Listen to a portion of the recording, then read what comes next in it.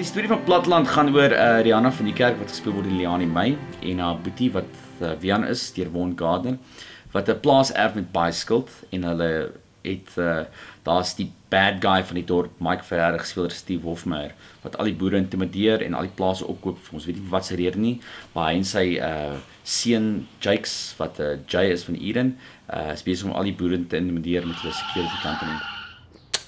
Jy weet jy gaan daai plaas een of ander tyd moet verkoop. Die groot veiling is die dag voor ek die bank terugbetaal. Gaan my beeste verkoop, my skuld afbetaal en nie jy jou broer kan my keer nie. Leani se karakter adverteer in die Landbouweekblad en Bok van Blerk se karakter Dirk reageer op en hy jaag in om die dag te red. Maar eers daar voor dit gebeur daar baie ander dinge. Ha? Hierdie goed kort pypkaneel.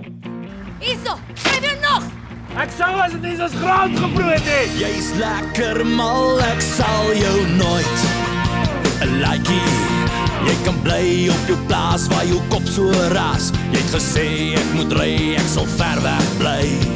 Wat mense kan verwag van Platteland in totaal is 'n emosionele storie maar met romantiese elemente en weet daar's komediese elemente en daar's baie aksie. Ons het groter gedink, ons het groter geskiet as wat ons normaalweg sou gedoen het. So ons het ons verbeelding laat gaan.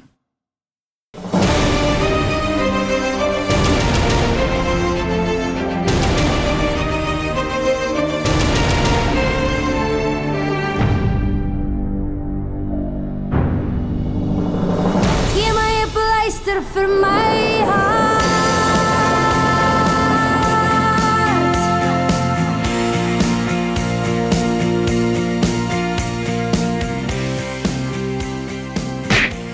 Dit is Boskarati.